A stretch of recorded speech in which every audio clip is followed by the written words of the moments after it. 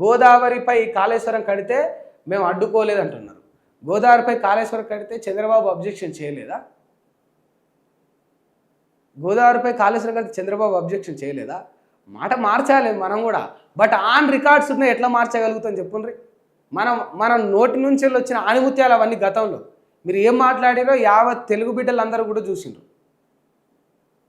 ఇవన్నీ కూడా బాబుకు ఉండే ఒక తెలివి. ఇక హైదరాబాద్ అభివృద్ధి చేసిందే నేను, ఏపీ తెలంగాణ తనకు రెండు కళ్ళ లాంటివి అని అన్నారు. హైదరాబాద్ అభివృద్ధి చేసిందే నేను, ఏపీ తెలంగాణ రెండు కళ్ళ లాంటివి అన్నారు.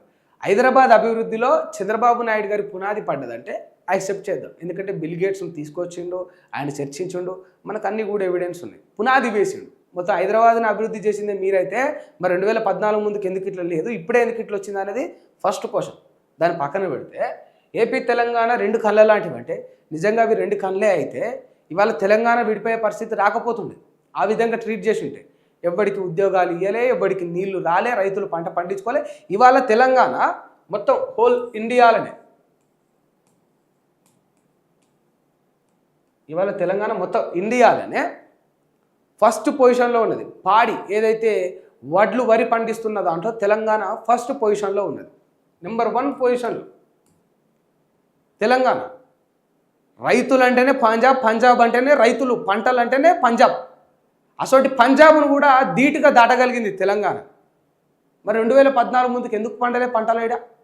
2014 ముందుకు ఈ రికార్డు ఎందుకు క్రియేట్ చేసుకోలే తెలంగాణ చెప్పుండ్రి. 2014 ముందుకు తెలంగాణ స్టేట్ ఎందుకు క్రియేట్ చేసుకోలే ఈ రికార్డ్స్? 2014కు ముందు ఎందుకు ఇన్ని పంటలు రైతులు పండించలేకపోయినరు?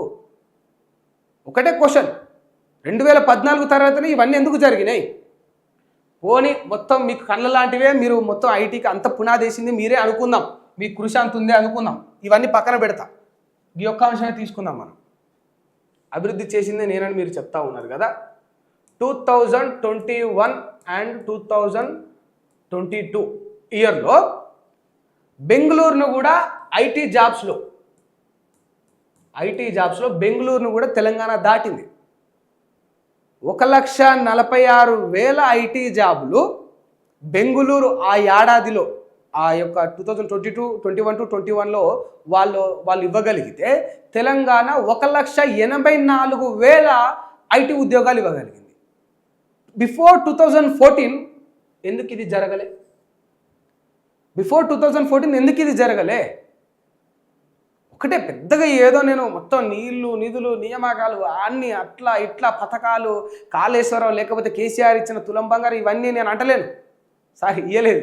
రేవంత్ రెడ్డి ఇస్తాను తులం బంగారం, లేకపోతే కేసీఆర్ ఇచ్చిన కళ్యాణ లక్ష్మి, లేకపోతే పెన్షన్ 200 నుంచి 2,000 ఈ ముచ్చట్లన్నీ పక్కన పెడదాం. జస్ట్ గిదే. ఎందుకంటే ఆ వివక్షత, ఆ యొక్క నష్టము, ఆ యొక్క కష్టాలు ఎదుర్కొన్న దానికి వాళ్ళ రాష్ట్రం ఏర్పడ్డది. నిజంగా రెండు కళ్ళలా చూసుకుంటే ఇలా అన్నదమ్ములు లెక్క కలిసి ఉండేటోళ్ళమే అందరం, ఈ బాధలు ఉండకపోతుండే.